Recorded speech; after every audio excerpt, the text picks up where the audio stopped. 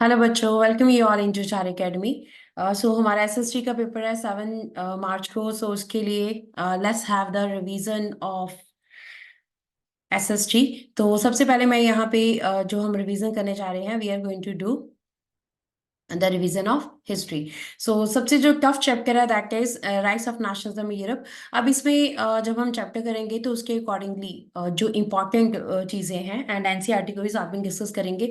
Totally जो आपके पास जो नोट्स मिलेंगे they are from the NCERT, and आप इनको भी अगर करके जाएंगे, श्योरिटी है आपके मार्क्स बहुत अच्छे आएंगे। अगर आपको लगता है आप पास नहीं होंगे तो then if you are going to do this, you are going to pass in the examination. So let's start our work.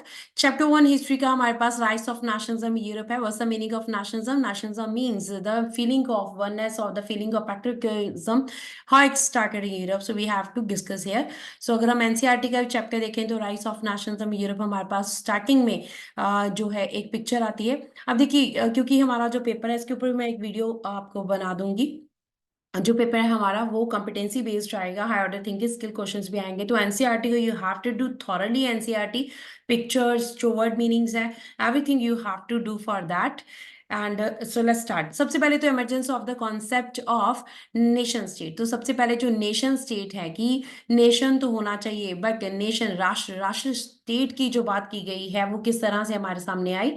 सबसे पहले तो ड्यूरिंग 19th सेंचुरी में nationalism emerge which brought the idea of nation state. ठीक है, 19th century में हमारे पास nationalism का idea जो है वो नेशन स्टेट्स की जो थ्योरी है उसको हमारे पास लेके आया। तो उसके लिए सबसे पहले हमारे पास जो पेंटिंग आती है that is the painting of Frederic Sorrieu. देखिए ये फ्रेडरिक सोरोइयो की हमारे पास पेंटिंग है।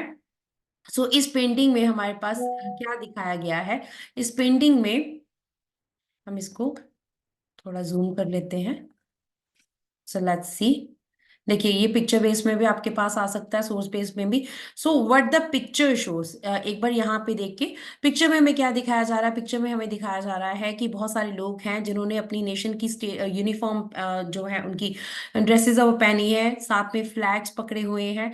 तो यहाँ पे हमें स्टैच्यू ऑफ लिबर्टी दिखाई दे रहा है। यहाँ पे कुछ स्कैटर्ड हमें सिंबल्स ऑफ मोनार्की सिस्टम दिखाई दे रहा है। यहाँ पे हमें एंजल दिखाई दे रहा है जहाँ पे फ्रैटर्निटी लिखी हुई है, और जो एंजल्स हैं वो सब ब्लेसिंग्स कर रहे हैं। So overall what the idea is given here, idea given है कि सब लोग जो हैं यहाँ पे 19th सेंचुरी में ड्रीम रखी गई है, इसका नाम है dream of democratic republic and democratic and social republic. ठीक है, the pact between the nation, ये नाम भी आपके पास आ सकता है। किसने बनाई है? फ्रेडरिक सोरोइयो ने। कब बनाई है? 1848 में। ओवरऑल आइडिया क्या है कि लोग जो है वो लिबर्टी, इक्वालिटी और फ्रैटर्निटी चाहते हैं, यानी कि वो नेशनलिज्म को चाहते हैं। और इस आइडिया को जो है जो भगवान है वो भी प्रेज कर रहे हैं। एंड मोनार्की के जो सिंबल यहाँ पे स्कैटर्ड हैं, जैसे सेप्टर है या उनका थ्रोन है, कि मोनार्की को खत्म कर दिया जाएगा। ठीक है, सो हमारे पास now let's see about the diagram here.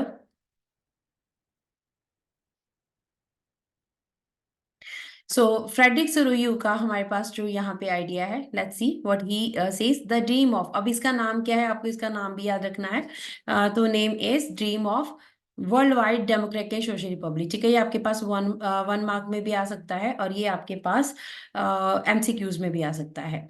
So democratic and social Republic का हमारे पास जो आइडिया है यहाँ पे इसको दिखाया गया है। अब ये कब बना था? It was done in 1848। ठीक है, 1848 एडी में इसको बनाया गया था। और इसमें किस विजन को यूज किया गया? उटोपियन विजन। उटोपियन विजन होता है हमारे पास इमेजिनेशन के ऊपर जो डिपेंडेंट होता है। एक वर्ड भी आपके पास एनसीईआरटी में, उटोपियन। उटोपियन मीन्स आपके पास यूटोपियन या उटोपियन, इमेजिनेशन के बेस के ऊपर। मतलब जो यहाँ पे फ्रेडरिक सोरोइयो ने दिखाया है वो सब इमेजिनेशन के बेसिस के ऊपर है। इसकी चार जो प्रिंट्स हैं वो हमारे पास आए थे। इसके चार प्रिंट्स जो है हमारे पास इसके थे।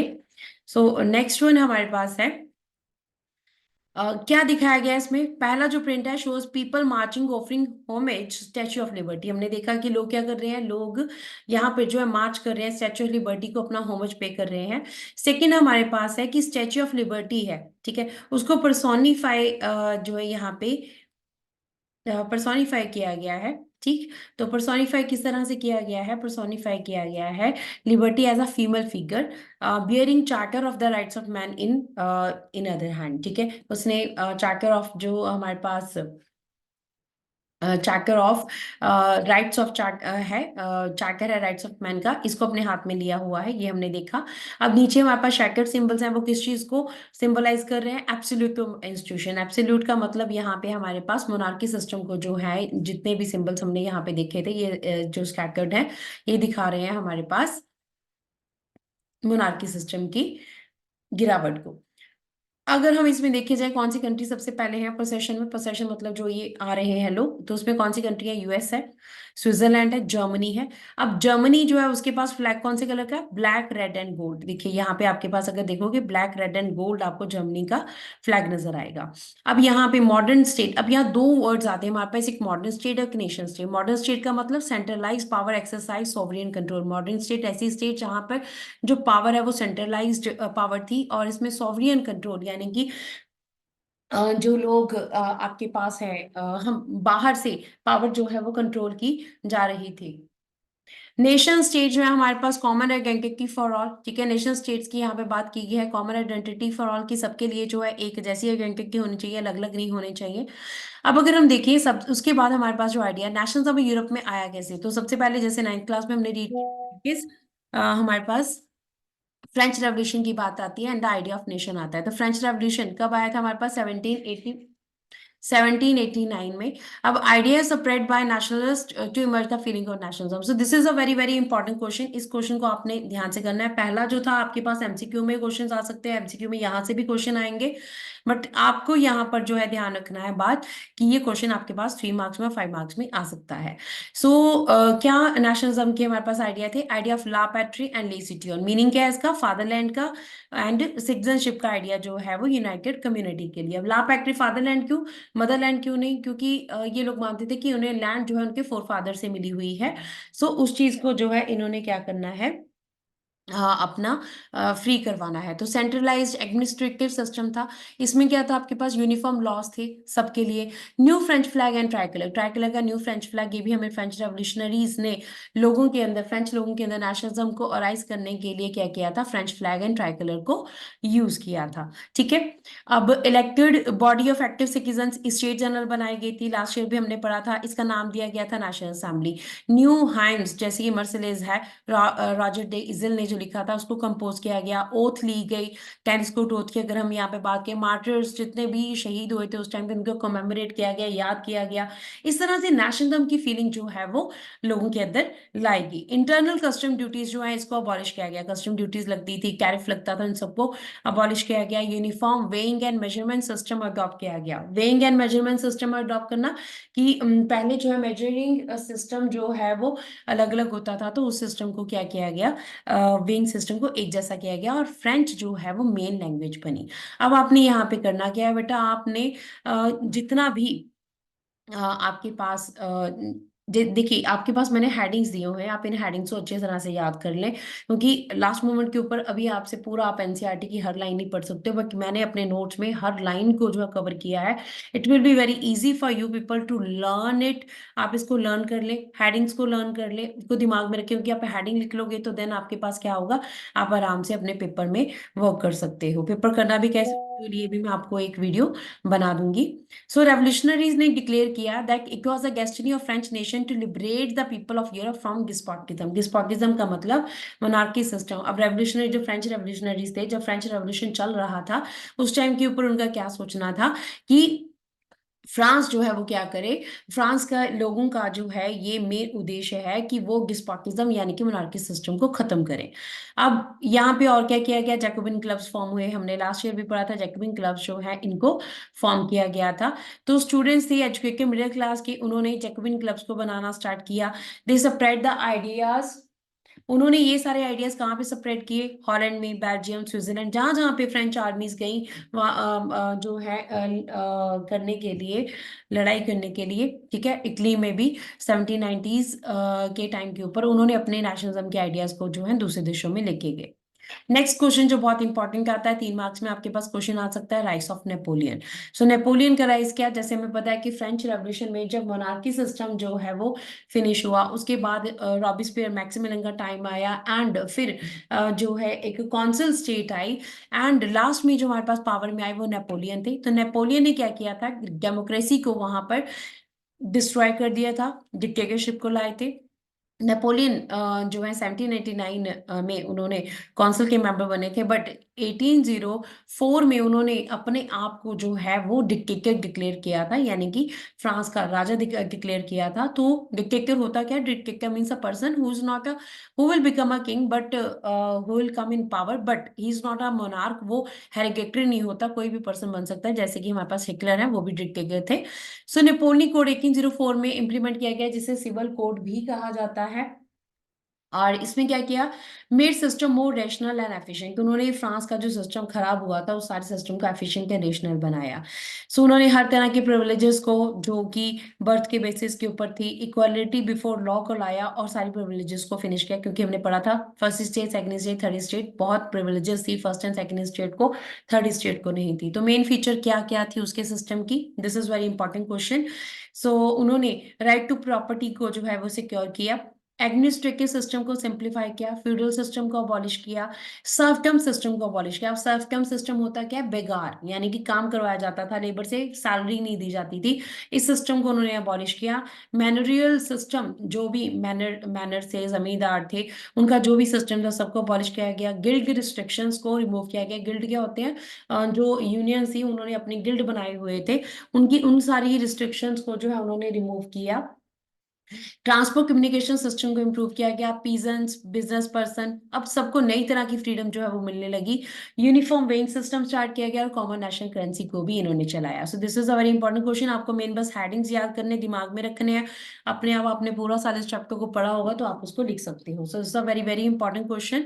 नेक्स्ट अगर हम टॉपिक पे आते हैं, that is fall of Napoleon. Napoleon का फॉल कैसे हुआ, अब देखिए, राइट्स ऑफ, अगर आपके पास नेपोलियन आ जाता है 3 नंबर में, तो आप साथ में फॉल ऑफ नेपोलियन भी लिखेंगे। सो चेक कर आपको वहां पे आपके अच्छे मार्क्स दे सकते हैं।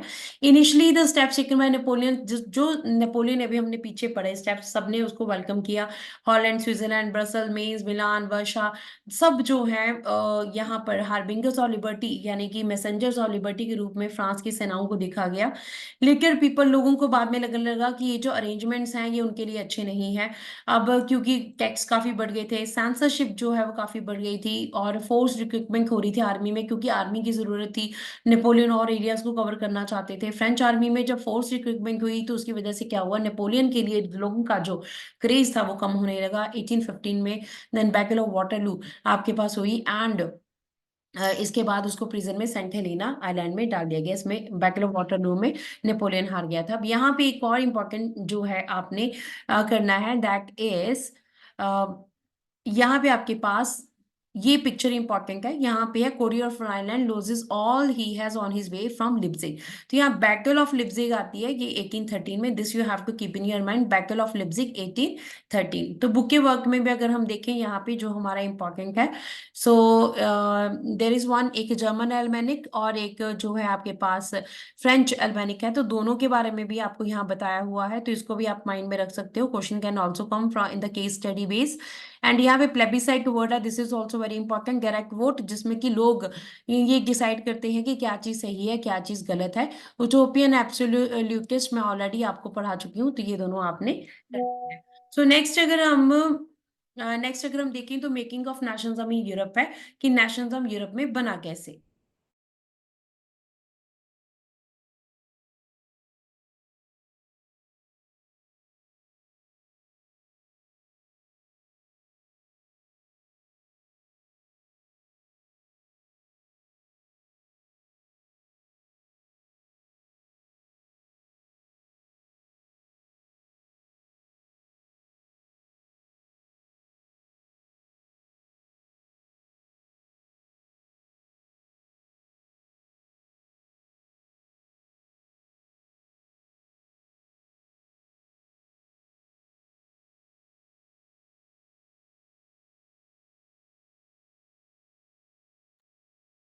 सो नेक्स्ट हमारा जो टॉपिक यहाँ पे आ रहा है, मेकिंग और नेशनलिज्म यूरोप, यूरोप में नेशनलिज्म किस तरह से अराइज हुआ।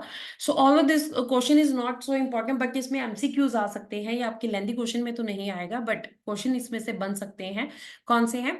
Aristocracy and the new middle class. ठीक है, अरिस्टोक्रेटिक क्लास कौन सी होती है? जो नोबल क्लास है, जिनके पास काफी ज्यादा जो है उस टाइम के ऊपर पावर थी।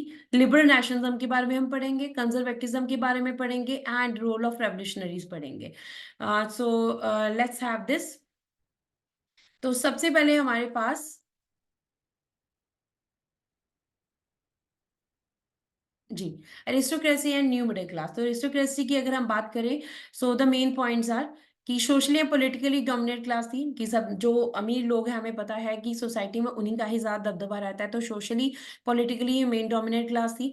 मेंबर्स जो थे इनके यूनाइटेड थे, कॉमन वे ऑफ लाइफ, मतलब मेंबर्स जो थे ये इनके आपस में इनके जो कल्चर था उससे एक दूसरे से रिलेटेड थे। इन्होंने टाउन हाउसेस को ओन किया हुआ था, स्टेट्स इनकी जो है वो खरीदी हुई थी। इनकी लैंग्वेज कौन सी थी एरिस्टोक्रेटिक क्लास की? That is French. Diplomatic purposes के लिए फ्रेंच को ये यूज करते थे। और इनकी फैमिलीज आपस में कनेक्टेड थी, कैसे? मैरिज बॉन्ड से। और इनकी जो क्वांटिटी है बहुत कम थी। मैक्सिमम पीपल अगर हम देखें तो वो पीजेंट्स थे यहाँ पे, जो कि वेस्टर्न साइड में रहते थे। अब ये भी याद रखना कि आपके पास वेस्टर्न साइड जो है वहां पे पीजेंट्स रहते थे, ईस्टर्न साइड में हमारे पास एरिस्टोक्रेटिक क्लास रहती थी। They cultivated the land by as serfs. ठीक है, वो जो पीजेंट्स थे, जो किसान थे, वो सर्फ यानी कि बेगार के रूप में काम करते थे, नौकरी नहीं मिलती थी। ठीक है, और उन्हें जो है यहाँ पर काम खेतों में करना पड़ता था। वेस्टर्न एंड सेंट्रल जो यूरोप की अगर हम बात करें तो वेस्टर्न सेंट्रल यूरोप में इंडस्ट्रियल डेवलपमेंट था। न्यू कमर्शियल क्लासेस जो है धीरे धीरे आना शुरू हो गई थी, इंडस्ट्री डेवलप होना शुरू हो गई थी। इंग्लैंड में इंडस्ट्रियलाइजेशन कब आया? Half of the 18th century में। फ्रांस में कब आया? जर्मनी में कब आया? 19th सेंचुरी की स्टार्टिंग में। नए सोशल ग्रुप बनने शुरू हुए, इन्हीं को जो है मिडिल क्लास का नाम दिया गया, और यही मिडिल क्लास थी जिन्होंने आगे जाकर जो है वो रेवोल्यूशन किया। So this social group was educated, demanded to abolish the aristocracy। अब जो न्यू मिडिल क्लास थी वो एजुकेटेड लोग थे, इन्होंने एरिस्टोक्रेटिक क्लास जो है इनको खत्म करने की बात कही। तो नेक्स्ट हमारे पास बड़ा इंपॉर्टेंट टॉपिक आता है नेशनलिज्म में। यूरोप में नेशनलिज्म कैसे स्प्रेड हुआ? तो लिबरलिज्म की बात करते हैं, ये आपके पास शॉर्ट क्वेश्चंस में आ सकता है। लिबरलिज्म जो वर्ड है derives from the Latin root liber से लिया गया है। इसका मतलब होता है freedom for the individual and equality before the law. ठीक है, हर पर्सन को जो है आजादी मिले और लॉ के सामने सारे बराबर हो। अब दो तरह के जो है लिबरलिज्म की यहाँ बात है, पहला पॉलिटिकल लिबरलिज्म, दूसरा इकोनॉमिक लिबरलिज्म। ठीक है, तो सोशल लिबरलिज्म भी है, तीन लिबरलिज्म है ये। पॉलिटिकल लिबरलिज्म का मतलब क्या? ऑटोक्रेसी को खत्म करो, कॉन्स्टिट्यूशन यानी कि मोनार्की सिस्टम फिनिश करके कॉन्स्टिट्यूशन को लाओ, और रिप्रेजेंटेटिव गवर्नमेंट यानी कि डेमोक्रेटिक गवर्नमेंट को लाया जाए। ये पॉलिटिकल लिबरलिज्म का मानना था कि सब लोगों को राइट टू वोट दिया जाए। एक्चुअली में अगर हम देखें तो वहाँ जो है अगर हम बात करें यूरोप में, तो यूनिवर्सल एडल्ट फ्रेंचाइज सबको नहीं मिला था।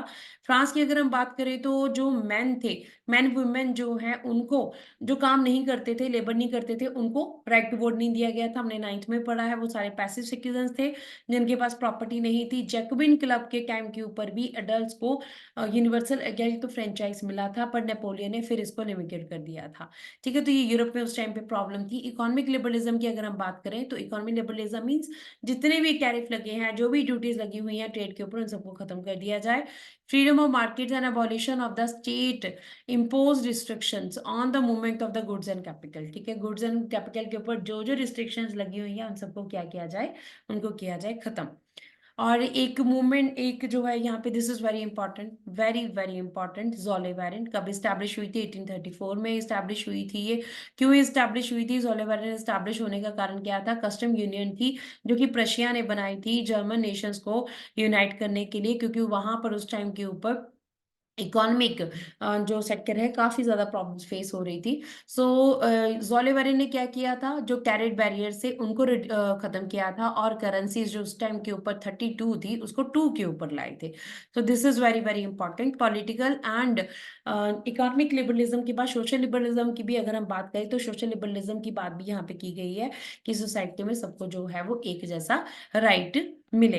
तो अगर हम अपनी बुक में देखें तो हमारे पास बुक का जो कंटेंट है दैट इज आपके पास सफरेज यहाँ पे बहुत इंपॉर्टेंट है। सफरेज का मीनिंग क्या होता है? द राइट टू वोट, क्योंकि उस टाइम के ऊपर विमेन को राइट टू वोट नहीं दिया गया था, इसीलिए सफरेज जो है यहाँ पे इंपॉर्टेंट है। ठीक है, फ्रांस में राइट टू वोट 1848 में फ्रांस रिपब्लिक भी बन गया था, उसके बाद भी नहीं दिया गया था right to vote. Right to vote 1946 में दिया गया था।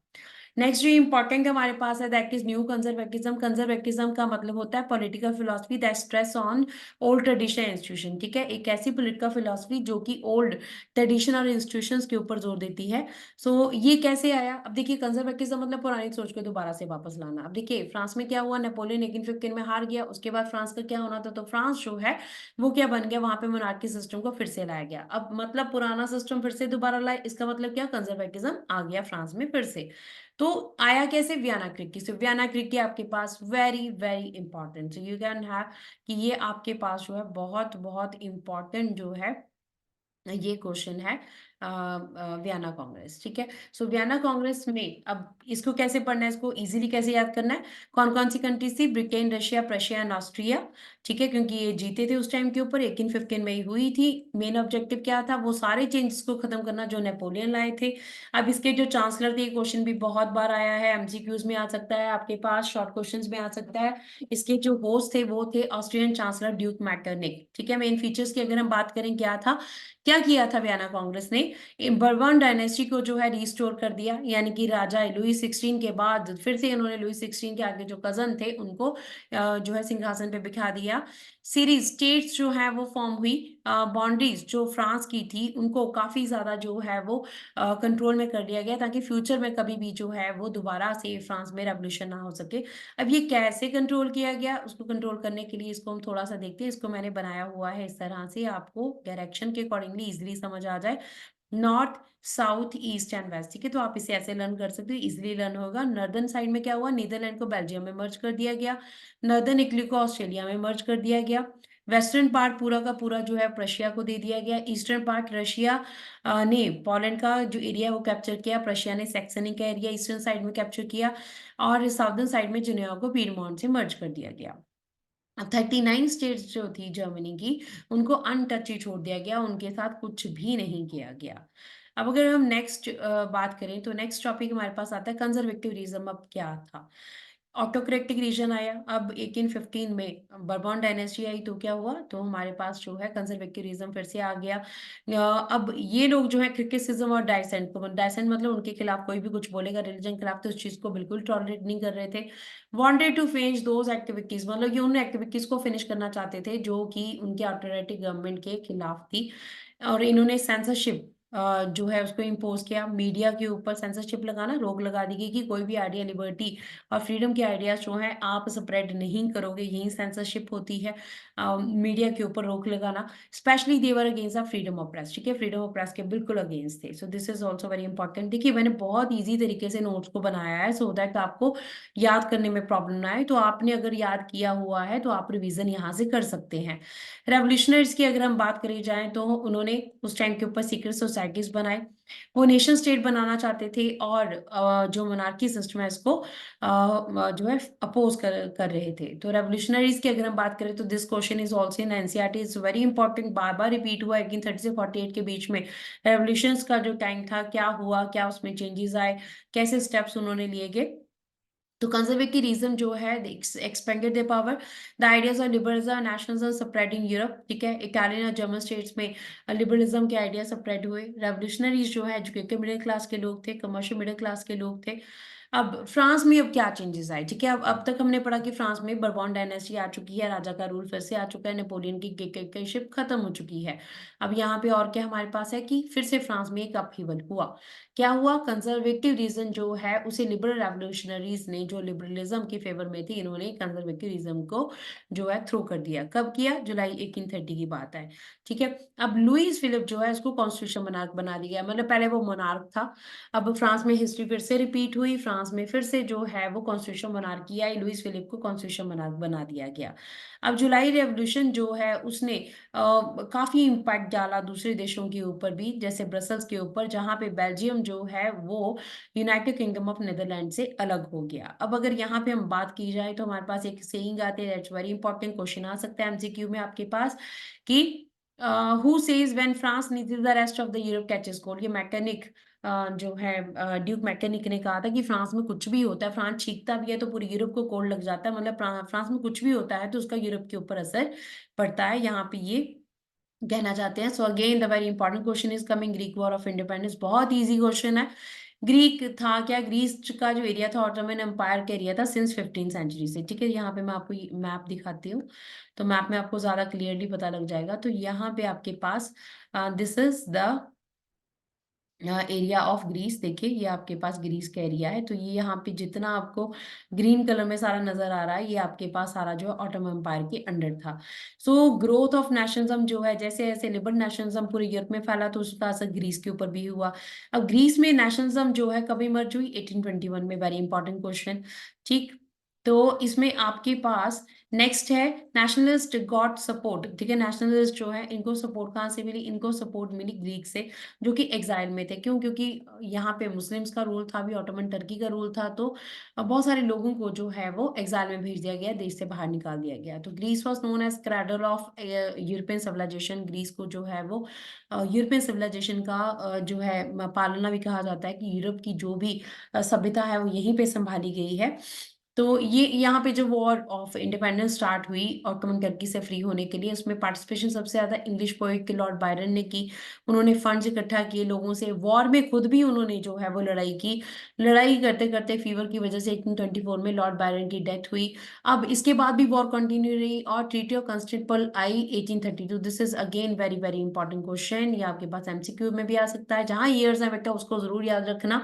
1832 में ट्रीटी ऑफ कॉन्स्टेंटिनोपल आई और ग्रीस जो है वो इंडिपेंडेंट नेशन के रूप में आगे बढ़ा। So this was Greek war of independence. यहाँ पे एक और इंपॉर्टेंट क्वेश्चन बनता है, रोमांटिक इमेजिनेशन और नेशनल फीलिंग ने किस तरह से यूरोप में नेशनलिज्म को लाने में अपना रोल प्ले किया। तो कल्चर, आर्ट, स्टोरीज, म्यूजिक, ठीक है, इन सब ने बहुत इंपॉर्टेंट रोल प्ले किया था नेशनल फीलिंग को रोज करने के लिए। सबसे पहले तो रोमांटिज्म की बात करते हैं हम।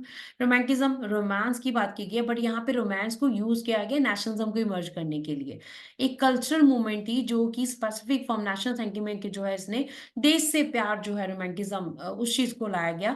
रोमांटिक आर्टिस्ट से, पोइट से, उन्होंने ग्लोरिफिकेशन, मतलब साइंस और रीजन की जो ग्लोरिफिकेशन है इसको उन्होंने जो है खारिज किया, क्रिटिसाइज किया। उन्होंने एक ऐसा जो है एटमोसफेयर क्रिएट करने की कोशिश की जहाँ पे पुराने हेरिटेज को, पुराने इतिहास को लिया जाए, विरासत को लिया जाए, उसके बेसिस के ऊपर नेशन स्टेट्स को बनाया जाए। तो यहाँ भी इंपॉर्टेंट हमारे पास नाम आता है जॉन गॉटफ्राइड का, जर्मन फिलोसफर थे, जिन्होंने क्लेम किया था कि German culture was to be discovered among common people, जिसे क्या कहा जाता है जर्मन लैंग्वेज में, दास वॉक, ठीक है। उन्होंने कहा कि जो जर्मन का पुराना कल्चर है इसको लोगों को बताया जाए, ठीक है, लोग जो है इसको देखें, समझें, और इस तरह से देश के लिए जब प्यार होगा तो अपने आप ही जो देश के खिलाफ है उनके खिलाफ जो है वो आप वर्क करोगे। So true spirit of nation popularize की गई वॉक, से कहा जाता है। ये दोनों की मीनिंग बहुत इंपॉर्टेंट है, प्लीज बच्चे इसको ध्यान रखना। By songs, poetry and dances. अब म्यूजिक ने कैसे रोल प्ले किया, म्यूजिक और लैंग्वेज ने भी इंपॉर्टेंट रोल प्ले किया एंशिएंट नेशनल स्पिरिट को इमर्ज करने के लिए। किस तरह से, यहाँ पे हम पोलैंड के एग्जाम्पल पढ़ेंगे, ठीक है। अब हमने पीछे पढ़ा था 1815 में वियना कांग्रेस हुई कि पोलैंड का एरिया रशिया के पास चला गया था। It was divided by European powers, ठीक है। अब रशिया, प्रशिया एंड ऑस्ट्रिया ने इसको जो है इस एरिया को कैप्चर किया था। नेशनल फीलिंग यहाँ पे जो है फिर भी अलाइव रखी गई, कैसे, म्यूजिक एंड लैंग्वेज से, फिर भी लोगों ने देशभक्ति छोड़ी नहीं। सो कैरोल कुरपिंस्की का नाम यहाँ पे आता है, उन्होंने नेशनल फीलिंग्स को जो है और बढ़ाया। ओपेरा, ओपेरा थिएटर होते हैं, म्यूजिक है। उन्होंने फोक डांसेस, पोलेनाइज एंड मजूरिका, इनको नेशनल सिंबल्स के रूप में यूज किया। जैसे ये अगर हम इंडिया की बात करें तो हम पैट्रियोटिज्म की अगर बात करते हैं तो गानों को, या हम अपने हेरिटेज को लेते हैं, इसी तरह से करोल कुरपिंस्की ने भी पोलैंड के लोगों के अंदर देशभक्ति को जगाने के लिए पुराने हेरिटेज को, उनके जो डांस फॉर्म थे उनको यूज किया नेशनलिज्म लाने के लिए। लैंग्वेज को कैसे यूज किया गया, it also develop the national sentiments, ठीक है। रशिया ने जब ऑक्युपाई किया पोलैंड को तो उस टाइम के ऊपर रशियन लैंग्वेज लोगों के ऊपर इम्पोज की गई। 1831 में एक आर्म्ड रेबलियन भी हुआ था जिस जो रशिया में, और जो गवर्नमेंट ने क्रश कर दिया था, ठीक है। लोगों की नहीं सुनी गई थी। अब क्लर्जीमैन यानी कि जो फादर लोग थे चर्च के, वो क्या करते थे, उन्होंने जब लोगों को सरमन देने या लोगों को हैंड्स पढ़ाने या लोगों को जो है जब उन्होंने कुछ भी अपना उपदेश देना, वो क्या करते थे, अपनी पॉलिश लैंग्वेज को यूज करते थे। तो उन्होंने लैंग्वेज को एक वेपन के रूप में यूज किया रेजिस्टेंस के लिए, जो है रशिया के खिलाफ। Polish was use in church gatherings, polish language को यूज किया जाता चर्च की गैदरिंग्स में। इसके रिजल्ट में क्या हुआ, जो लोग ऐसा कर रहे थे उन सबको जेल भेज दिया गया या साइबेरिया एग्जाइल में भेज दिया गया, देश से बाहर निकाल दिया गया। पर पॉलिश लैंग्वेज जो है उसे एक सिंबल के रूप में रशिया के खिलाफ स्ट्रगल में देखा गया था। नेक्स्ट आपके पास जो यहाँ टॉपिक आता है hunger, hardship and popular revolt का आता है। यहाँ भी हम फ्रांस की बात ही करेंगे। अभी तक हम फ्रांस के बारे में पढ़ चुके हैं कि फ्रांस में कॉन्स्टिट्यूशन मोनार्की जो है वो आ चुकी है, बट 1830 में फ्रांस के इतिहास में फिर से एक बड़ा जो है रिमार्केबल चेंज आया। क्या चेंज आया कि ग्रेट इकोनॉमिक हार्डशिप आई, वहां पे फिर से वही हाल जो 1789 में हुए थे। पॉपुलेशन इंक्रीज हुई यूरोप में, first half of the 19th century population बढ़ गई, इकोनॉमिक हार्डशिप बढ़ गई, यहाँ फसल अच्छी नहीं हो रही है, फार्मर्स जो है उन्हें कॉम्पिटिशन फेस करना पड़ रहा था। रूरल एरियाज में जो है लोग रूरल एरिया से सिटीज में जाने लगे, सिटी में सिटीज ओवर क्राउडेड होने लगी, और इसकी वजह से जो अरिस्टोक्रेसी थी यानी कि वहां पे जो कॉन्स्टिट्यूशन मोनार्की थी उसकी रेपुटेशन और ज्यादा डाउन होगी, क्योंकि वो लोग क्या कर रहे थे, वो अपनी पावर को एंजॉय कर रहे थे, उन्हें कोई लेना देना नहीं था कि आम लोग क्या कर रहे हैं। सो इसलिए इस टाइम के ऊपर सिलिसिया में 1845 में वीवर्स रिवॉल्ट भी हुआ, और फ्रांस जो है आपके पास रिपब्लिक बना 1848 में। और ड्यू टू हार्श पीपल जो है उन्होंने लुइस फिलिप को, मतलब लोग इतने तंग आ चुके थे कि उन्होंने लुइस फिलिप को जो है वहां से भागने के लिए मजबूर कर दिया।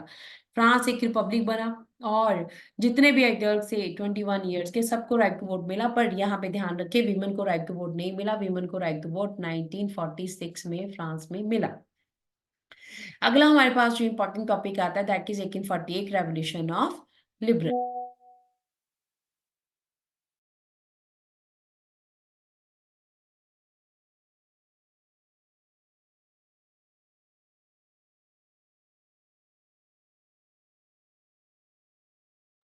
नेक्स्ट हमारे पास जो टॉपिक आ रहा है that is 1848 revolution of liberals. Liberals का revolution, this is also again very very important question. Demand of nation state जो है वो यूरोपियन कंट्रीज में काफी ज्यादा जो है इंपॉर्टेंटली बढ़ गई थी। लोग कॉन्स्टिट्यूशन की डिमांड करने लग गए थे, लोगों ने फ्रीडम ऑफ प्रेस और फ्रीडम ऑफ एसोसिएशन मांगना शुरू कर दिया था। Now here again the important question, very very important question, that is unification of Germany. अब जर्मनी की यूनिफिकेशन बच्चे कैसे हुई है, सबसे पहले तो यहाँ पे मे रेवोल्यूशन हुआ, यानी लिबरल नेशनलिज्म की वजह से यहाँ पे 18 मई 1848 को क्या हुआ, 831 जो रिप्रेजेंटेटिव थे उन्होंने मार्च किया सेंट पॉल चर्च की तरफ फ्रैंकफर्ट पार्लियामेंट को अटेंड करने के लिए। अब दो चीजें याद रखेंगे, यूनिफिकेशन ऑफ जर्मनी आ जाए तभी भी आपने ये डिस्क्रिप्शन लिखनी है, फ्रैंकफर्ट पार्लियामेंट आ जाए तभी भी आपने ये लिखनी है, रोल ऑफ लिबरल नेशनलिज्म का आ जाए 1838 से 48 के बीच में क्या कुछ यूरोप में चेंजेस आए, तभी आपने ये क्वेश्चन का आंसर लिखना है। So they drafted a constitution for the German nation, German nation के लिए उन्होंने कॉन्स्टिट्यूशन जो है वो ड्राफ्ट किया। They want a constitution monarchy, वो क्या चाहते थे कि फ्रांस जैसे कॉन्स्टिट्यूशन मोनार्की बना था वैसे कॉन्स्टिट्यूशन मोनार्की जर्मन एम्पायर भी जो है वो बन जाए।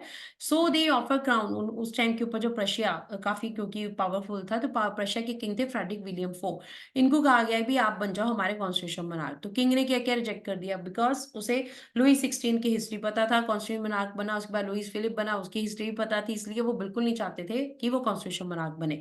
अब उन्होंने क्या किया, अपने आसपास के जो मोनार्किस्ट थे उनके साथ जो है उन्होंने अपने हैंड्स ज्वाइन किए, उनसे हेल्प मांगी। अब जो है सप्रेशन हुआ मे रेवोल्यूशन का, अब जो जर्मनी में रेवोल्यूशन हुआ मे का उसको खत्म किया गया। किसकी हेल्प से, जंकर्स, ठीक है, लार्ज लैंड ऑनर्स जो थे इनकी हेल्प से जो है इसको फिनिश किया गया। अरिस्टोक्रेटिक ऑपोजिशन, मिलिट्री जो है मिलिट्री को स्ट्रांग बनाया गया और रेवोल्यूशन को उसको सप्रेस किया गया। Parliament dominated by middle class, जहाँ पे पार्लियामेंट जहाँ पे मिडिल क्लास के लोग थे उसको जो है भी डिसमिस कर दिया गया। इस तरह से मे रेवोल्यूशन यानी कि जो पहला स्टेप जर्मन को यूनाइट करने का था वो हो गया खारिज, खत्म हो गया। अब क्वेश्चन यहाँ पे आता है, can army be the architect of a nation? तो yes, army can, army can't always be there कि can bring the coup only, but ये क्या कर सकती है, नेशन को बना भी सकती है। तो प्रशिया ने देखिए प्रशिया का रोल यहाँ पे इंपॉर्टेंट है, ये क्वेश्चन भी आपके पास आ सकता है, इसलिए मैंने इसको सेपरेटली लिखा है। ये भी आप यहाँ पे जर्मन के बारे में जब लिखेंगे तो इसको लिखने के बाद आप पिछला मे रेवोल्यूशन भी ऐड कर सकते हो, क्वेश्चन बड़ा बनाना है आपको।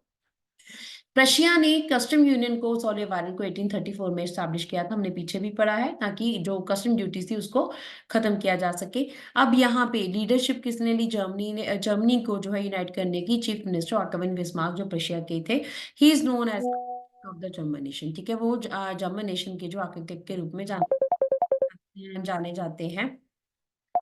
तो हमारे पास मेजर इवेंट्स की अगर हम बात करें, मेजर इवेंट्स हमारे पास कौन कौन से थे, कैसे जम्मू को यूनाइट किया गया। पहले तो हमारे पास 7 ईयर वॉर जो है वो 7 सालों में 3 देशों के साथ वॉर है, क्योंकि जर्मनी का मैक्सिमम एरिया ऑस्ट्रिया ने, डेनमार्क ने और फ्रांस ने कैप्चर करके रखा हुआ था।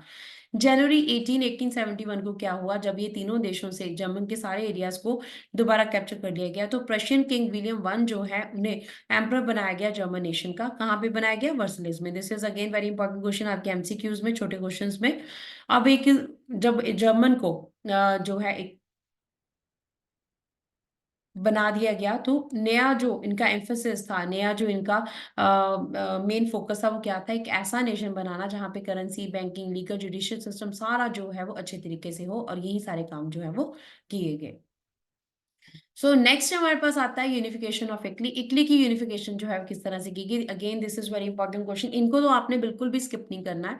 यूनिफिकेशन ऑफ इटली या unification of Germany, Britain, Greek war of independence, Balkan की प्रॉब्लम, एंड स्टार्टिंग में जो हमने इसके कॉजेज पढ़े हैं, एंड नेपोलियन का rise, these are the important questions.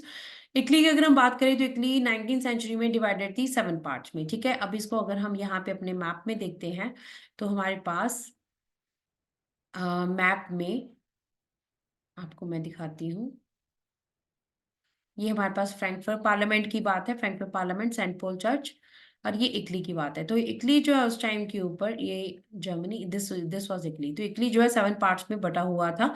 एक पार्ट जो है यहाँ पे आपके पास सर्डिनिया, किंगडम बोथ सिसिलीज जो है ये फ्रांस के पास था। पेपल स्टेट्स पॉप के पास थी। ऊपर का एरिया जो है ये सारा आपका जो है ऑस्ट्रिया हंगरी के पास था। एंड सर्डिनिया पीडमोंट सिर्फ एक जगह के ऊपर क्या था, एक जगह के ऊपर सिर्फ राजा का रूल था, किंग विक्टर मिनल टू का। तो ये आपने जरूर याद रखना है, और इसके लिए आप एक काम कर सकते हैं, इसको आप ड्रॉ करने का भी कर सकते हैं, इसके ड्रॉ करके प्रैक्टिस कर सकते हो प्रॉपरली, नहीं तो थोड़ा सा आप ड्रॉ कर सकते हो, आपका क्वेश्चन अच्छा बन जाएगा। So north was under the Austrian Habsburg empire, centre है पॉप के अंडर था, अभी मैंने पढ़ाया। इटालियन प्रिंस जो है विक्टर मिनल टू कहाँ थे, सर्डिनिया पीडमोंट में, बस और कहीं नहीं था। बर्बन डायनेस्टी स्पेन में, साउथ में थी। अब किस तरह से ये यूनाइट हुआ, उसको मैंने सारा यहाँ क्लब किया है। देखिए रेवोल्यूशनरीज में बुक में ज्यूसिपी मेजनी रेवोल्यूशनरी में पहले है, बट मैंने इस क्वेश्चन को यहाँ क्लब कर दिया, क्योंकि वो क्लब करके ये आपको अच्छे से याद हो जाएगा। ज्यूसेपी मैजनी जो है उनका बर्थ हुआ था जिनेवा में 1807 में। मेंबर बने थे सीक्रेट सोसाइटी कार्बोनारी के। 24 ईयर्स के थे जब उन्हें एग्जाम में भेज दिया गया था 1831 में। क्यों, क्योंकि इन्होंने लिगुरिया में रेवोल्यूशन जो है उसकी कोशिश की थी। उन्होंने 2 सोसाइटीज बनाई थी। Again this is very important, young Italy Marseilles में, यंग यूरोपियन बर्न, ये क्वेश्चन आ चुका है एमसीक्यूज में, जरूर देखिएगा इसको। अब आइडियोलॉजी, इमेजिनी सोचता क्या था, वो सोचता था कि गॉड ने जो है, God had intended the nation to be natural unit. देखो ये लाइन भी आपको क्वेश्चन में आ सकती है, इसको देख के भी आपसे क्वेश्चन पूछा जा सकता है। who believed that God had intended the nations to be natural units, ठीक है। so Italy should be unified, not a patchwork of nation। इसको देख के भी आपको 5 नंबर क्वेश्चन पूछा जा सकता है, किसने ऐसे कहा था। तो ये मैजनी ने कहा था कि अगर भगवान ने सारी नेचुरल यूनिट्स बनाई हैं, तो इटली जो है वो 7 पार्ट्स में डिवाइड क्यों है। सो मैकेनिक ने मैजनी के लिए क्या बोला था, most dangerous enemy of our social order. अगर आपके पास ये क्वेश्चन आ भी जाए ना कि most dangerous enemy of social order कौन है, तो वो कौन था, मैजनी की बात की है, मैजनी के बारे में कहा गया, तो उसके बारे में डिस्क्रिप्शन देनी है आपने। 1831-48 में जो रेवोल्यूशन किए गए वो बिल्कुल भी जो है सक्सेसफुल नहीं हुए। तो अब जो इटली के जो किंग थे, उन्होंने इस चीज को जो है भार अपने कंधों पे लिया कि मैं इसको यूनाइट करूंगा। तो इंपॉर्टेंट रोल आ रहा है काउंट कैमलो डी कैवोर का। वी कौन थे, चीफ मिनिस्टर थे हमारे पास, ठीक है। 1852 में चीफ मिनिस्टर बने थे। वो ना तो रेवोल्यूशनरी थे ना डेमोक्रेट थे। फ्रेंच बड़ी अच्छी बोलते थे, इटालियन एजुकेटेड लोगों की तरह डिप्लोमेटिक लैंग्वेज यूज करते थे। और इसी वजह से डिप्लोमेसी से ही उन्होंने क्या किया, फ्रांस के साथ एक अलायंस किया। उसके बाद ऑस्ट्रिया हंगरी के बाद जो भी एरिया था ना, फ्रांस के साथ मिलकर उन्होंने उस एरिया को अपने अंडर ले लिया। कब लिया, 1859 में। आगे जियोसिपी गैरिबाल्डी का रोल आता है। अब गैरिबाल्डी का रोल आपकी बुक में बहुत कम है, बट आपको ये ध्यान रखना है, आपकी बुक में गैरिबाल्डी यहाँ पे आपके पास पूरी डिस्क्रिप्शन यहाँ पे आती है, ठीक है। तो गैरिबाल्डी का यहाँ पे मैं आपको रोल भी समझाती हूँ। तो सेंटर फिगर थे इटली यूनिफिकेशन में हमारे पास, उन वो हीरो थे दो जो है कंट्रीज में, कहाँ कहाँ पे, यूरोप में भी और साउथ अमेरिका में, ठीक है। दोनों जगह इन्होंने काम किया था। 1838 में वो मैजनी से मिले थे, यंग इटली उन्होंने ज्वाइन की थी। उन्होंने पीडमोंट में अपराइजिंग हुई थी 1834 में, जो अनसक्सेसफुल रही थी मैजनी के टाइम के ऊपर, वहां पार्टिसिपेशन की थी। अब अपराइजिंग जब सप्रेस हुआ तो उसको फिर साउथ अमेरिका भेज दिया गया था एग्जाइल में, वहां पे 1848 तक रहे थे।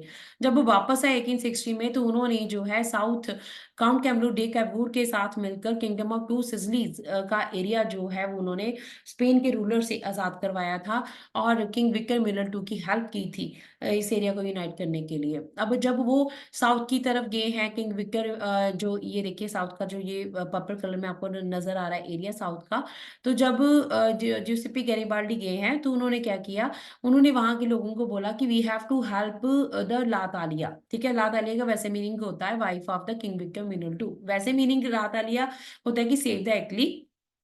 वहां के लोग क्योंकि इतना उनको पता नहीं था इटली है क्या, उन्हें ये भी नहीं पता था, तो किंग विक्टर मिनल टू की लात आली को क्या इन्होंने कहा, गैरिबाल्डी ने कहा we have to save the Italy. तो उन्होंने सोचा इटली क्या है, लातालिया, लातालिया मीन्स क्या है कि इटली जो है वो किंग विक्टर मिनल टू की वाइफ है। तो उन्होंने इसी सोच के बदले में, इसी सोच के कारण जो है उन्होंने पीजेंट्स ने वहां पे हेल्प की, जिसकी वजह से क्या हुआ है, तो ये फनी चीज बट दिस इज ट्रू, इसकी वजह से क्या हुआ कि जो एरिया था साउथ का वो कैप्चर हो गया। तो 1870 में पेपल स्टेट्स को मर्ज कर दिया गया इटली के साथ, तो 1861 में किंग विक्टर मिनल टू को यूनाइटेड जो इटली है उसका राजा बना दिया गया। अब यहाँ पे एक चीज ये भी ध्यान रखें, ये पिक्चर बड़ी इंपॉर्टेंट है, यहाँ पे पिक्चर में दिखाया गया कि ये आपके पास जो क्राउन किंग है ये किंग विक्टर मिनल टू है, नीचे जो है ज्यूसेप्पे मैजिनी गैरिबाल्डी है सॉरी, बैठे हुए हैं, और ना वो उसको शूज पहना रहे हैं। अगर आप ध्यान से देखो तो क्या है उस शूज में लिखा है इटली। अब इस पिक्चर का मतलब क्या है, इस पिक्चर का मीनिंग ये है कि गैरिबाल्डी जो है वो हेल्प कर रहा है किंग विक्टर मिनल टू को। कैसे उसने हेल्प की थी, साउथर्न एरिया में सर्डिनिया पिडमॉन्ट का एरिया जो है वो यूनाइट करने के लिए उन्होंने मदद की थी इटली की। ठीक है, सो ही वाज, तो आपके पास यहाँ पे नेक्स्ट क्या हुआ, इटली जो है यूनाइट हो गई। नेक्स्ट जो केस आता है that is of Britain. Britain का केस क्या था, अब देखिए ब्रिटेन जो है आपके पास यहाँ पे जो कुछ हुआ वो सडन अपीवल नहीं था, एकदम से कुछ नहीं हुआ, यहाँ पे काफी सालों से बहुत कुछ हुआ। 18th सेंचुरी से पहले कोई भी ब्रिटिश नेशन नहीं था। This is very important question, please keep this thing in your mind. लोग यहाँ पे मेन कौन कौन लोग रहते थे, ब्रिटिश लोग रहते जिन्हें हम इंग्लिश कहते हैं, वेलिश लोग रहते थे, स्कॉटिश और इरिश रहते थे। तो एथनिक कॉम्पोजिशन है ये वहां पे ब्रिटेन की 18th सेंचुरी से पहले की। अब धीरे धीरे ग्रेट ब्रिटेन जो है बड़ा, इंग्लिश नेशन जो है हमें पता है कि ब्रिटिशर्स ने यहाँ आकर जो है काफी ज्यादा अपनी अर्न कर ली थी, वहां जाके उन्होंने अपना स्टेटस अप कर लिया। तो उन्होंने मोनार्की की पावर जो है 1688 में हमें पता है कि क्वीन विक्टोरिया जो है वो वहां की रानी बन गई। तो इंग्लिश जो कम्युनिटी थी वो आगे आगे उन्होंने मोनार्की को भी कैप्चर कर लिया। कब किया, 1688 में, ईयर इंपॉर्टेंट है। अब इसके बाद इन्होंने धीरे धीरे आसपास के एरियाज को कैप्चर करना शुरू किया। 1707 में एक्ट ऑफ यूनियन आया जिसमें इंग्लैंड और स्कॉटलैंड को मर्ज कर दिया गया, United kingdom of great Britain को बनाया गया। This is again very very important question. Act of union 1707, England and Scotland को मर्ज किया गया पहले, तो United kingdom of great Britain बनाया गया। उसके बाद एक्ट ऑफ यूनियन के अंदर क्या किया गया, ब्रिटिश पार्लियामेंट जो है यहाँ पे इंग्लिश मेंबर्स ही थे, ठीक है, गैलिक लैंग्वेज को बैन कर दिया गया, नेशनल ड्रेस नेशनल लैंग्वेज सब प्रोहिबिटेड कर दिए गए, सब मना कर दिए गए, और बहुत सारे लोगों को देश से बाहर भेज दिया गया। अब इसके बाद दूसरा स्टेप जो इंग्लैंड ने किया वो क्या था, आयरलैंड को मर्ज किया ब्रिटिश नेशन में। आयरलैंड जो है यहाँ पे दो तरह के लोग थे, कैथोलिक और प्रोटेस्टेंट। कैथोलिक जो कि रोमन चर्च को मानते थे, प्रोटेस्टेंट जो कि बाइबल पे ज्यादा विश्वास रखते थे। सो चर्च में उनका यानी यानी कि रोमन कैथोलिक जो पॉप थे उनमें उनका विश्वास नहीं था। अब इंग्लिश लोगों ने क्या किया, उन्होंने प्रोटेस्टेंट का साथ दिया। ठीक है, अब रिवॉल्ट यहाँ पे वॉल्फे ने 1789 में किया, जो कि सप्रेस कर दिया गया। United kingdom of great Britain 1801 में बनाया गया, जबकि आयरलैंड को भी यहाँ पे मर्ज कर लिया गया। तो पहले हमने पढ़ा कि स्कॉटलैंड को मर्ज किया था, United kingdom of great Britain बनाई। अब क्या हुआ, अब इन्होंने जो है मर्ज कर लिया, ब्रिटिश नेशन बना दिया नया। अब नया फ्लैग आया जिसका नाम था यूनियन जैक, नया नेशनल एंथम बनाया God save our Nobel king, और इंग्लिश लैंग्वेज को मेन लैंग्वेज के रूप में इन्होंने आगे बढ़ाया। So again very very important question, 3 number में 5 नंबर में आता है, हर बार आता है घूम फिर के, मैरियन और जर्मानिया। ठीक है, ये क्या थी, ये एलेगोरीज थी। आर्टिस्ट 18 एंड 19 सेंचुरी में उन्होंने पर्सोनिफिकेशन जो है नेशन की करना शुरू किया था। उन्होंने कंट्री को जो है रिप्रेजेंट एज अ पर्सन करना शुरू किया था। एग्जैक्टली में यहाँ पे कोई जो है एज सच कोई ऐसा जो है कोई भी यहाँ पे पर्सनैलिटी नहीं होती थी, बट फिर भी जो है पर्सोनिफाई किया जाता है। जैसे हम भारत की बात करें, भारत माता है, तो भारत माता एग्जैक्टली में कुछ नहीं है, बस पर्सोनिफाई हमने किया हुआ, सोचा हुआ है। तो ये हमेशा फीमेल फिगर्स को चूज किया जाता था रिप्रेजेंट को नेशन करने, रिप्रेजेंट करने के लिए। They get so to create the feeling of the nationalism.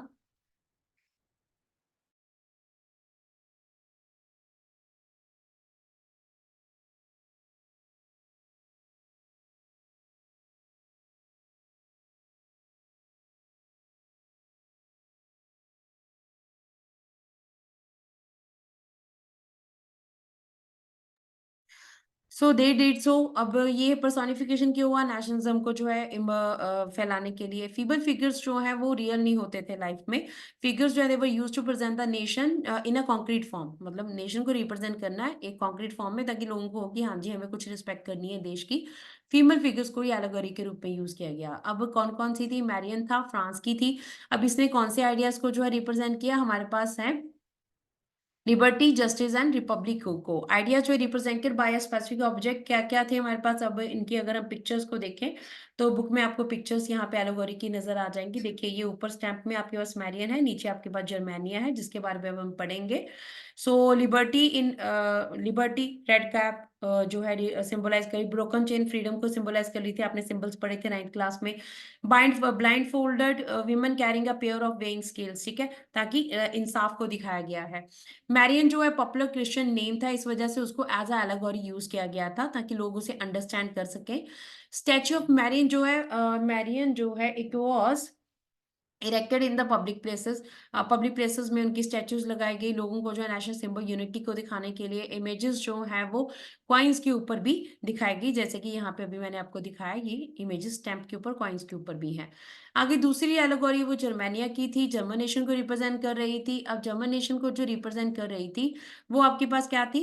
उन्होंने क्राउन ऑफ ओक लीव्स पहना हुआ था, है ना। देखो यहाँ पे आपको दिखाती हूँ मैं, देखो इन्होंने क्राउन ऑफ ओक लीव्स पहना, ये आपके पास सिंबल्स भी है यहाँ पे, इनको जरूर करना आपने। Broken chain, breast place with eagle, ये इंपॉर्टेंट है। तो जर्मन ओक्स जो है स्टैंड किस चीज, जर्मन ओक का मतलब क्या है? हीरोइज्म को सेपरेट करता है। Black red and gold try colour से, ठीक है, यही उनके कपड़े हैं। ऑलिव ब्रांच जो है विलिंग टू मेक पीस, मतलब क्या? शांति बनाए चाहते हैं। तो मैरियन जो है आपके पास इस तरह से, मैरियन जर्मानिया जो है इन्होंने रिप्रेजेंट किया अपने नेशन को। तो इस तरह से नेशन को रिप्रेजेंट करने के बाद इनकी जो है इनको आगे रिप्रेजेंट किया गया। और इनको प्लीज आप देख लिए, ब्रोकन चेन होता है बीइंग फ्रीड, मीन्स आ जाते हैं इनके, एमसीक्यू में भी आ जाते हैं, मैचिंग में आ जाएंगे। ब्रेस्ट प्लेस विद ईगल, इसका मतलब क्या होता है? Symbol of German empire, strength को सिंबलाइज कर रहा है। ओक लीव्स का मतलब क्या? हीरोइज्म को रिप्रेजेंट कर रहा है। स्वॉर्ड का मतलब क्या? रेडीनेस टू फाइट, लड़ने के लिए तैयार। Olive branch around the sword, willingness to make peace. Black red gold ये कलर्स हैं जो कि बैन कर दिए गए थे जर्मन स्टेट्स में। Rays of the rising sun, beginning of the new era, ठीक है। तो यहाँ पे फॉल ऑफ जर्मानिया और यहाँ पे राइनलैंड की जो है वो रक्षा कर रही है। लास्ट क्वेश्चन आपका है बच्चे, Balkan tension, this again very important question. Last quarter of the 19th century में नेशनलिज्म जो है वो रिड्यूस हुआ, और कंट्रीज जो है वो एक दूसरे को जो है कैप्चर, इंपेरियलिज्म काफी ज्यादा बढ़ गया, कि एक दूसरे की कंट्रीज को जो है ज्यादा ज्यादा कैप्चर करना, ताकि रिसोर्सेज को हम बढ़ा सकें। तो बाल्कन रीजन जो है आपके पास जोग्राफिकल एंड एथनिक वेरिएशन का रीजन था।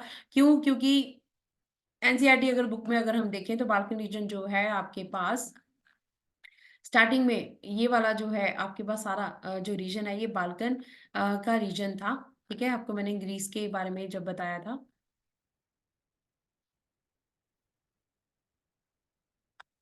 देखिए यहाँ पे ये सारा ग्रीन में जो आपको नजर आ रहा है ये सारा आपके पास बाल्कन रीजन है। सो बाल्कन रीजन में क्या हुआ था? मेन थे यहाँ पे Romania, Bulgaria, Albania, Greece, Bosnia Herzegovina, सर्बिना, सर्बिया। इनहेबिटेंट्स जो थे इस रीजन के, उन्हें स्लाव्स बोला जाता था। Very very important. Large part जो बाल्कन रीजन था ऑटोमन एम्पायर के अंडर था, हमने Greece Greek war of independence में पढ़ लिया है। रोमांटिज्म जो है, रोमांटिज्म की वजह से, रोमांटिक नेशनलिज्म जब आया तो ग्रीक वॉर ऑफ इंडिपेंडेंस हुई, तो इसमें बहुत सारी जो कंट्रीज हैं वो ऑटोमन एम्पायर से अलग होगी, जैसे कि ग्रीस हुआ 1832 में। बाल्कन एरिया जो है यहाँ पे वो एक दूसरे से जेलस करने लगे। अब जैसे ग्रीस अलग हुआ ना, उनको लगा कि ग्रीस अलग सकता है तो हम क्यों नहीं हो सकते, तो इस तरह से यहाँ पे टेंशन काफी ज्यादा बढ़ गई। अब रशिया, जर्मनी और इंग्लैंड, ऑस्ट्रिया, हंगरी ने क्या किया? वो अपना एरिया बढ़ाना चाहते थे। उन्होंने फिर देखा कि बाल्कन में लोग काफी ज्यादा टेंशन है, तो इस टेंशन का उन्होंने क्या किया? फायदा उठाया और कैप्चर करना जो है वो एरियाज को शुरू किया। अब इस इन बिटवीन ही क्या हुआ कि जो ऑस्ट्रियन किंग है, उन्होंने सर्बिया में विजिट किया और वहां पे उनको कत्ल कर दिया गया। इस तरह से ऑस्ट्रिया सर्बिया के बीच में लड़ाई शुरू हुई और ये लड़ाई धीरे बढ़ती बढ़ती बढ़ती जो है इसने फर्स्ट वर्ल्ड वॉर को जन्म दे दिया। सो इस तरह से ये आपके पास पूरा चैप्टर है, इसकी डिस्क्रिप्शन मैंने दे दी है। एनसीईआरटी का पूरे फुल नोट्स आपको यहाँ पे मिल जाएंगे। अगर आपको नोट्स की पीडीएफ भी चाहिए तो please comment in the video, I will share the PDF free of cost with you. The main motive is कि आप लोग बहुत अच्छे मार्क्स से पास हों। तो आपको जो एनसीईआरटी क्वेश्चन है मैंने सारे कवर करवा दिए इन नोट्स में। डिस्कस के क्वेश्चन है, इनको भी देख लीजिएगा, ये सारे मैं करवा चुकी हूँ। जैसे क्राइक the focus on two countries explain how nation developed over the 19th century, Italy Germany की बात कर सकते हो। और कोशिश कीजिएगा कि आप लोग सेल्फ स्टडी के क्वेश्चंस को रख के मत लगाइएगा। अभी टाइम है, एनसीईआरटी को अच्छे से पढ़ लें आप, और लास्ट डेज एक दिन पहले आप क्वेश्चंस को देख लो। क्वेश्चन तो जैसे मर्जी बन जाएंगे अगर आपको कंटेंट आता होगा। So this is from my side. Hope so you have understood everything. मिलते हैं आपके साथ नेक्स्ट वीडियो में। Thank you.